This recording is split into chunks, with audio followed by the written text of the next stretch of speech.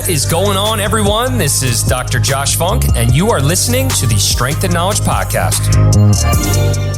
Good morning, everybody. This is Dr. Zach Baker of Rehab to Perform and R2P Academy, and I'm excited because I have on with me today Dr. Wesley Wang, who is somebody that I first became familiar with just through, as probably most people listening here, through his online presence, and then quickly came to find out that we were only located less than 30 minutes from each other. So it's been a lot of fun just over the course of my career and really over the last, I'd say, probably 5 to 6 years, just getting to know Wesley a little bit more. Somebody I think very highly of in the PT field, especially in the ACL realm, which is where a lot of people are familiar with him. So, Wesley, I know you are a busy guy. I appreciate you taking the time to hop on here. And if you don't mind, for those who are listening who might not be as familiar with you, or for people who just need a reminder, give everybody just kind of a little background of kind of who you are and what your current setup is from a work standpoint. Sure. I appreciate the kind words, Zach, and I echo everything back to you in regards to the professional, I guess just the appreciation I have for you and what you've done for the field as well, and just respect, everything that you're doing over there at Rehab to Perform. And I, again, also equally as well in the ACL Rehab world. So a little background about me. I'm a local kid. I grew up in Maryland. I went to Maryland for undergrad, and then I went to Franklin Pierce for PT school. I guess maybe a big difference for me in compared to other people is the fact that I switched careers. I graduated with an economics degree, went on to go work for a massive consulting firm. Probably within 2 weeks, knew that I hated it. But I was also going through ACL rehab myself because I tore my ACL before I started that job, and then going to rehab in the morning, and then, metroing an hour to my job that I hated gave me a lot of time to think. And then, thankfully I was able to make the switch. So I went to 2 years at community college, did my prereqs there, and then went to Franklin Pierce University in 2012, graduated 2015, with many hiccups along the way during PT school, which was very challenging for me. After that, I took a job at a local physician-owned facility. It was where my last rotation was, so it sort of seemed like a smooth fit. Didn't really give much thought to it, to be honest. I just took the job because I wanted to start working. So I took that job. I worked there for only 6 months, and then I transitioned to another physician-owned facility. I was there for about a year and a half. It was better location, better environment, and everything like that. But still, in the back of my head, I knew I always wanted something more. Always knew I wanted to work in the sports rehab setting. And then I think starting May of 2017, I started to shadow Teddy. I sent him one of my ACL patients of all things to link things all together, and went to go shadow him. Kind of, went there after work on and off for several months. And then jokingly said with him, if you're ever looking to hire somebody, I'd love to come work here. And then later that year, he DM'd me, said, I'm looking for somebody, interviewed me. I told him that if he's looking for a commitment, I'm ready to shake his hand right now. And that's what we did. And then October of 17 is when I started working at Healthy Baller. So I've been there for, crazy enough, a little over 6 years now. It's been great. It's pushed me beyond limits that I never wouldn't even think of, and open doors and all that kind of stuff that I never in a million years when I was in PT school did I ever even think was a possibility. And yeah, currently I see mostly ACL patients. Probably about 70% of my patients are ACLs. Again, never something that I thought would be in the realm of possibilities for me in my career. So yeah, it's a little bit of background information about me and where I am right now.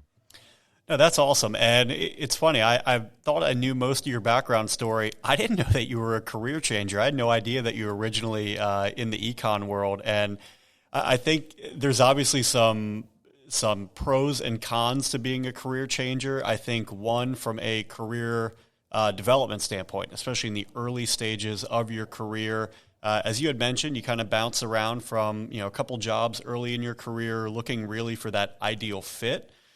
It's funny. There are some things when I talk to new grads coming out of PT school, and they talk about things that they're less than thrilled about with how their work-life balance is, or how just the progression of the early phase of their career are. And sometimes I tell them, I hate to tell you this is not a PT-specific problem. This is just a welcome to the real world problem. So I'm sure you've got some just some interesting and unique experiences in regards to navigating the early parts of your PT career when it's a second career, and kind of that newness of being in the working world isn't as new to you, but being in the PT field is. And that's kind of where my next question is. I know you said that you had always wanted to go into sports PT, and you have an athletic background. That was kind of always what your passion was when you were in PT school.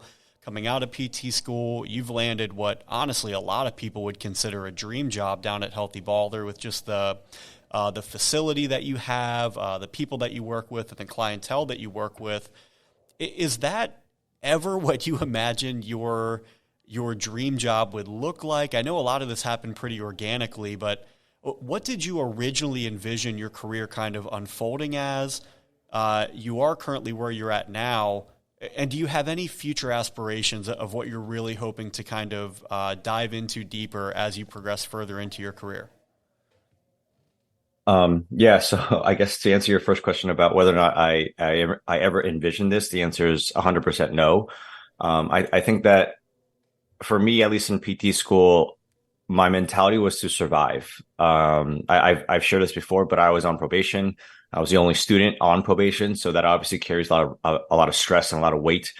I vividly remember we started our third term. I walked in and she told me that if I got anything below an 83, which was our passing grade, that I would have to essentially restart the program. And that was going into our hardest term. So needless to say, that was an extremely stressful time. Just again, trying to survive. So I wasn't even thinking about the future of PT, of where I was going to go in my career, because I was just, in a sense, hoping to pass and move on to the next term. But with that said, once I started working, the first 6 months or so, it was sort of just exciting, kind of getting the ball rolling and everything like that, trying to pay off your loans. And then after about a year, I really started to think about what do I want to do for the rest of my life. That was always a question that a friend of mine had asked me. And that's ultimately what led me to my career change. What do I want to do for the next 35, 40 years of my life? And I knew it wasn't in the physician-owned facility. I was seeing 55, 60 patients a week, and it was very productivity driven and all that kind of stuff. And I didn't feel like I was getting mentored and learning. It was just, patients go home, patients go home. And I knew I always wanted more. So again, thankfully, Teddy threw me a bone and essentially really, really altered the trajectory of my life. And I think for us now, the reason why I love working where I'm working is that I get to spend an hour with every single patient. We don't have the stress of seeing X amount of patients at the same time. We have to make a living. And for us, we make a living on every patient that we see. So there are different stresses that come with working in the cash environment. I don't want to paint it as, always flowers and roses and everything like that. It's not perfect. There are plenty of cons as well. And you had asked about a work-life balance. I think that for me, at my last 2 jobs, it was literally just clock in at 8 o'clock. I'll be clocked out at 5 o'clock, and I wouldn't check an email. I wouldn't see anything. Wouldn't have to text anybody. And that was, that was kind of nice. And like you said, because I worked in a, different field, I already knew what it was like to be in that, work-life balance. So that's the very different side of working where I am now. Like, we're constantly responding to emails. We're running a business. So I have to respond to emails late. I have to call parents late. Even just last night at 9:30 p.m., I had a conversation with my patient, just talking to her about, how things are going in college, and things aren't going very well. So just talking her through that. Do I have to do that? Of course not. But it's just something that we have done, and what I believe is providing that next level of care that I feel like we try to provide. So yeah, to kind of backtrack a little bit for the work-life balance, first 2 years, I had a lot less work-life balance. It was just grinding and grinding and grinding. I took a big pay cut to come here my first year. Again, I didn't have a salary. So it was a gamble. But now being, 6.5 years in, things are a lot more steady. The business is a lot bigger now. So fortunately enough, I have a way better work-life balance, and now having a 1.5-year-old at home, I can spend much more time with him, and I couldn't even imagine having a 1-year-old at home 6 years ago. So yes, first 2 years, not great work-life balance. last 3 years, way better. That's awesome. And Wesley, one of the reasons I've always appreciated just talking with you is you have a layer of authenticity to you that I really appreciate. And just, opening up a little bit about some of the challenges you had while you're in PT school. Speaking candidly, my first anatomy exam in PT school, that was like a punch to the face. And I found out pretty quickly that I was no longer in high school or undergrad, and I had to do a little bit more effort studying than what I had done and what I was used to previously. So, I just appreciate that layer of authenticity. And if there are people in PT school listening to this, just be aware that any of the challenges you are currently having or you foresee yourself having, other people in the field have had them. Most people in the field have had them. And don't be afraid to reach out, utilize your resources. And then the other thing that you had mentioned with regards to you're in a cash-based clinic, and we often get into this big, cash versus insurance, which one is better? And I think you hit the nail on the head. It's for different things, there's different advantages of utilizing cash versus insurance, and there's different shortcomings or challenges. And I think that anybody who is looking at different jobs and you're looking at one that is cash-based, one that is insurance, I think what you really need to appreciate is just what are the advantages and what are the challenges of each model. And the challenges of each model, is that something that you're comfortable with? And is that something that you feel like you can handle? And as you mentioned, one of the challenges of your model is you have to constantly show value to your patients of why they need to come in and why they need to choose you. And I think you do a tremendous job of that. But that is a challenge. There's a customer service portion to that. There is a clinical excellence portion to that where you have to demonstrate that you have a high level of knowledge and an ability to drive really good outcomes with them. For some people, they love that challenge and they love expanding themselves professionally. They love building that rapport with not only the patient, but like you mentioned, maybe the patient's family or other people who are involved with decision making.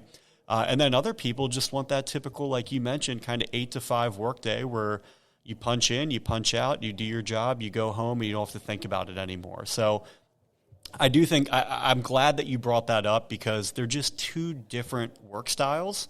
And for different people at different phases of their career with different aspirations, one may be ideal for one and one may be ideal for another. And it's not necessarily a right or wrong answer, but one that you personally just have to look into.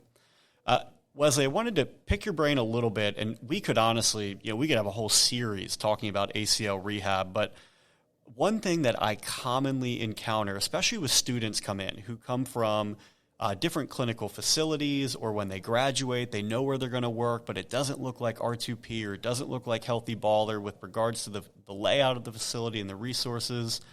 What is something that for people who have minimal resources or testing equipment, what are just some non-negotiables or bare minimums that you think from an ACL standpoint should be tested?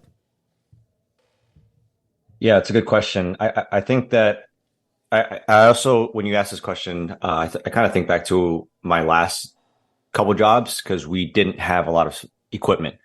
The heaviest dumbbell that my last job had was 10 pounds and the heaviest kettlebell was 15 pounds. So it's like how much testing could be done. And I think there's different ways to approach it. I would say that any facility that sees any remote volume of ACLs should have some sort of inline dynamometer. Nowadays, people have figured out many ways to get cost-effective testing equipment. I think that even as low as like $100, you can get one that at least spits out something. And sort of in that mindset of if you have minimal equipment, something is better than nothing. And I would be hard pressed that if even a small facility can afford, a $100 piece of equipment to just get at least some sort of isometric testing for quads and hamstrings. I'd probably test them both at 60 and 90 degrees just to have as much data as possible. I do believe that everyone should go through some form of concentric testing. Obviously, the isokinetic testing is ideal, but at the end of the day, it's hard to come by. Some universities have it. So, we're lucky enough if some of our college kids can have the ability to get tested. But at least to my knowledge in our area, there really is not many to choose from. I know there's one in Virginia, but that's a solid, 45 to an hour plus away, at least from where I am. So I think that having some sort of concentric measure, even if it's like a 3-rep max on a knee extension machine, can give you some piece of information. Some facilities have a Kaiser machine, and we've played around. That was how we used to do concentric testing, is to just measure peak power of the non-ACL side compared to the ACL side. Eric Myra has talked about the wall sissy squat and getting your knee at least 1 foot away, the back of your knee 1 foot away from the wall. Again, you can also use that to measure the difference between the ACL side and the non-ACL side, and just seeing how low they can go, or measure, again, the distance between the back of the knee to the wall. I think those are simple ways to, I guess, to get some sort of data and testing between the two sides. For a 3-rep max on knee extension, if one leg can do 50 pounds and one leg can do 35, is it perfect? No. But again, you have some idea that, that leg is ballpark around 70% of the other leg, if those are the numbers. You can do the same thing for hamstring, as well, trying to test a 3-rep max or a 5-rep max, whatever it is that you decide, just to get, again, some data as to objectively trying to measure between the two sides. Again, none of these are perfect by any means. The ideal would be there would be an isokinetic machine readily available for all of us. But unfortunately, that is not the case. So I think we have to get creative with testing, and not exactly perfect objective ways. But even just measuring depth, I think, is really important too. It's hard to measure, but like sometimes I'll do like a lateral step down. We have a really, really high box, like an 18-inch box. And let's say 1 foot can touch the ground, but the other foot is 4 inches off the ground. The heel can only get, they have to come back up. Is it perfect? No. But again, it gives you some information that, hey, we need to continue to work on maybe the depth of how low you go for doing single leg quad exercises, or that quad is telling us that it's not ready to go down to that depth. I think utilizing exercise is a great way to also just to gauge the readiness of returning to sport. And unfortunately, to this day, at least to my knowledge, and please correct me if I'm wrong, Zach, but there is no gold standard, as in perfect, quote unquote, perfect amount of 6 to 8 tests that can be done that can clear somebody. Because like you said, at the end of the day, there are resources that some facilities have and some facilities don't. We just have to do the best we can to get objective numbers, and use that to drive the decision-making process of when an athlete is safe or not safe to go back to play. No, I love that. And if there is a gold standard of 6 to 8 tests that can eliminate the likelihood of a re-injury or guarantee performance, then I've been doing something wrong for the last decade, because I have not found that. And I like what you had mentioned, where there is no perfect test. But if we're aware of what those limitations of that test are, so maybe if we think about the qualities of the test, is this a bilateral test, or is it more unilateral in regards to the stance? Are we testing extension, or are we testing flexion? Is it isometric or isotonic or isokinetic? If we can just appreciate the qualities that we are testing and are not testing, then we at least know where our weak links are.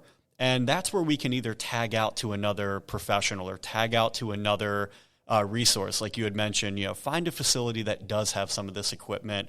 Or if you're working with a collegiate or a professional athlete like you commonly do, what do they have at their own university? When they go back to school, what do they have at their disposal? Or how can we leverage the strength and the knowledge of some other professionals that they have access to, either in the medical field, the strength conditioning field, or one of their athletic trainers or PTs at school? So I think just being aware of what your own limitations and weaknesses are is a key part of the battle, just from an informed educational standpoint for all parties that are involved. And it reminds me of a conversation that I had with the Vault reps when we got our force plates. And we get the force plates, we're going through all these different tests, we're diving into all the different metrics, and we're talking about eccentric braking force and landing impulse and all these different high-level metrics. And Gab, the rep, looks at me, he's like, Zach, before I came in here today, what did your vertical hop profile look like? I was like, oh, I don't know, we didn't really have one. He's like, all right, well, let's just start by having them do a vertical jump and just tracking how high they can jump. And then we can start making things, more advanced from there. So I think, there is no perfect test to do, but I think the incorrect thing to do is doing nothing at all and just starting with something and being able to build from that is a very appropriate first step for people who are trying to navigate that ACL testing process. And Wesley, you've been going at this for a few years now, and have really dove into a lot of aspects of ACL literature and implementing that into your practice. As you've gotten more experience and more information readily available to you, and I think the most important part, seeing out how that information translate into clinical practice and outcomes. What is an area of ACL rehab that starting off in your career, maybe you were less aware of or did not spend as much time entertaining, and how have you spent more time kind of shifting focus to that recently? Is there any area that really sticks out to you? When I saw this question, I was like, whoa, loaded question. I think that in the grand scheme of things, I think that myself back in the day and our field collectively significantly underestimates how difficult ACL rehab is. I know that you totally agree with this because you see a lot of them, and it's just, especially in the outpatient world. Again, I'm not even talking about the stuff in the inpatient and the TBIs and spinal cord injuries and all that kind of stuff that obviously is much on a different scale. But as far as in the outpatient world, the world that you and I live in, I think ACL rehab is up there in regards to the most challenging as far as getting them all the way back. I think that a lot of people in a lot of facilities underestimate, again, what it takes, or don't even really understand what it takes. Like they don't even have a grasp about remotely what it takes to get them all the way back. I think that's probably the biggest thing. Because again, I never really got a lot of mentorship in the ACL rehab world. Funny enough, you mentioned Gab. I don't know if you know this, but Gab was my coworker at my first job. He was probably so he was probably the first like PT that truly inspired me to think about athletes, because he was working with DC United at the time. So I anytime I had a chance, I would always pick his brain, and I wanted that. I needed that, especially as a new grad. But again, I wasn't there for very long. And even in my last job, my second job, I didn't really get a lot of mentorship in that world. It wasn't until I got to Healthy Baller where I was seeing, I saw my first ACL and just saw how long it took, and then the second and third, and then just started seeing more and more ACLs, and then talking to Teddy about it and talking to our strength coaches about it who have seen, ACL patients in the past before, just like, this is a really, really hard injury to overcome. And that's not even talking about the complications that can occur, and once you tack that on, that's a whole nother world of challenges and difficulties that come with ACL rehab that, again, I think are significantly underappreciated. And it's really, really hard. I'm sure that at this point in your career, you've had at least a handful of ACLs where you're just like, what the heck, and I know that I've picked your brain about patients about like, am I doing this right? What can I do differently? And sometimes you just need a little bit of reassurance. And even I had a patient just now that is really struggling with AMI. And I reached out to Meredith, who is, she does a lot of AMI research. And she was like, by all accounts, you're doing everything right. And it's sort of, sometimes you need that reassurance to make sure that things are going well. But yeah, I think that, to backtrack, I guess to address your question differently, I think the other side of it is the strength and conditioning side. I never was taught strength and conditioning. I never got my CSCS or anything like that. And again, I never got that mentorship as far as proper loading, which is really, really, really important in the ACL rehab world. And I think that a lot of students don't get that. And I think that's where it really is missed out. I think that for the first 2 years of my career, before I got the Healthy Baller, everything was 3x10. And then if it got too easy, you go up by 5 pounds, and, the classic stuff that schools sort of borderline teach you, maybe. So yeah, I think that those are probably two big things, in the fact that like ACL rehab as in the big picture is not really well understood and underappreciated. And on top of that, strength conditioning should be, I would argue, one of the most important things to understand for anybody that wants to rehab ACLs, let alone any other injury for people in general. I don't even want to say athletes, anybody. I think strength conditioning is a principle that anyone in outpatient needs to at least have a foundational understanding for. And I think that the last big thing that I would think is really important is the return to sport process. I think a lot of places really still are not properly testing. Still, kids are being cleared when they are, fill in the blank months post-op, just because they quote unquote look good and they're cleared. And you and I both know this, that sets them up for failure. And again, there's reasons why the re-tear rates are still 25 to 30%. And I think that comes down to those last two things or honestly, those three things that I talked about, is that it needs to be better understood. There needs to be better understanding of strength and conditioning principles, and there needs to be a better understanding of return to sport testing. I think you do those three things better, have better clinicians that are better equipped to rehab ACLs. And I think that those numbers will drastically decrease. And I think that you and I would both agree to this, that we don't do anything magical. It's just do the things like lift really well, like balance really well, load really well, just, like fill in the blank, do these things really, really well, test properly. And then I can guarantee you that our re-tear numbers are way, way, way lower than 25, 30%. I know that both of us have probably had at least one in our careers. I've had a couple, but, two in the grand scheme of things compared to all of the ACLs that I've seen is way lower than the 25, 30%. So I think those three things can really, really make a difference in the ACL rehab world. No, that's beautiful, man. I appreciate everything you just said. And I think going back to the original point you made with how hard ACL rehab is, I think we often as clinicians confuse familiarity with expertise. And just because ACL injuries are highly prevalent and a lot of them come through your doors and you are very familiar with them, it doesn't mean that you're the best equipped to handle them. And you need to get entrenched with the research and with the process. And going into that next thing where you mentioned strength and conditioning, after you have managed symptoms and you've restored range of motion, the remainder of their rehab progression is just a progressive strength and conditioning program. And that really starts early on. I think people who struggle to get back in reasonable timeframes, it's because they're not laying the foundation for that early enough in the process, and then they're playing catch up the rest of the way.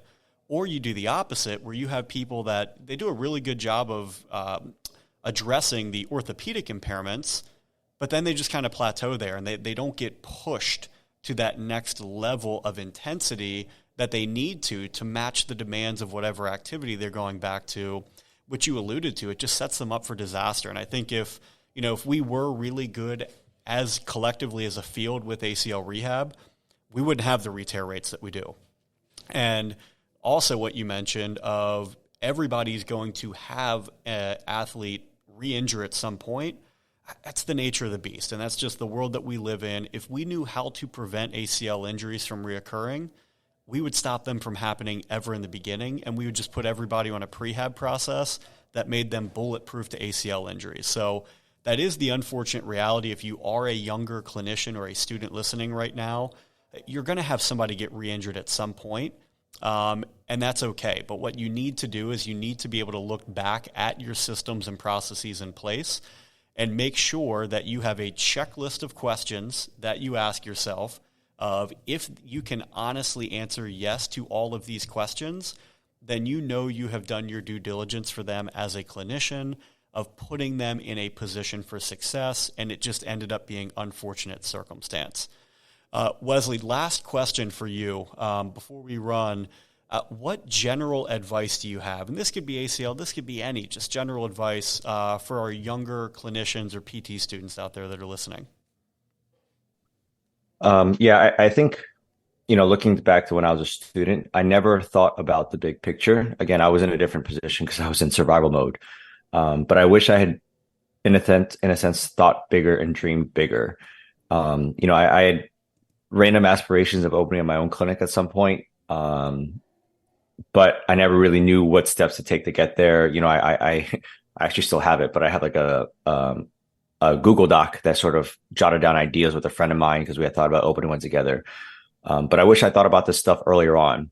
I do think that compared to when you and I went to PT school, like there's a lot more exposure to different settings, whether it's your guys' model of the insurance model, which I think is phenomenal, or the cash-based model, which is what we work in, which is also phenomenal. I think that students are seeing that much more often. We get students that go to you guys and want to come shadow us as well, just to see two different settings. And both speak very highly of both sides, but then you have the students that work at a quote unquote mill place, and they just walk in, they see their 15 patients a day, and then they walk out and they don't learn a thing. That's obviously the side of things that we don't want to be in. So I think for students to always just think about like where you want to go, like what setting do you want to be in, and what steps to take to get there. And I think that networking is massive in our field. Like we get students that come in and DM us and like, can we come shadow? It's like, yeah, of course. Like we want to help this field grow and move in the right direction. I think that's something that Teddy's really imparted on us, is that it's important for us to, in a sense, like educate the next generation of PTs. We're still in our mid-30s, so we're still plenty young. But I think that this generation of PTs is so different than even when I graduated 7 years ago at this point. There was just, I didn't even know places like Healthy Baller or even Rehab to Perform really existed, or it was few and far between. But now there's much more access to these type of facilities. There's more cash-based facilities opening up. More people are taking the chance of opening right after they're graduated, or they're 1 or 2 years graduated, because of the resources that are now in place. So I think that if you have a goal, figure out what resources you need in order to get there and start learning now. Whether you're a first year, doesn't matter. Like go shadow different clinics, different PTs that you really value, that you want to pick their brain for, and think about, like, ask them, like, how did you get here? Like, what can I do to get here? And think about, like, even for me, like, the reason I got this job is because I networked with Teddy, and it wasn't because I did anything necessarily special. I just showed initiative, and that was it. So yeah, I think that's a big parting advice that I would give, is for students to think about where they want to go and what can it take to get there, and people that they can network with. That's awesome. I love it. Wesley, I appreciate your time for being on here. And for those listening, if they want to get in contact with you or reach out to you, what's the best way for them to either follow you along your career or get in touch with you? Instagram is probably the biggest one, and easiest way. So you can just DM me or follow me, whatever it is, at wesleywang.dpt. It's WESLEYWANG.D as in dog PT at Instagram. If you want to email, it's the same, wesleywang.dpt@gmail.com. So either one works. Awesome. Wesley, I appreciate your time, and thanks again for coming on. Appreciate you having me, Zach.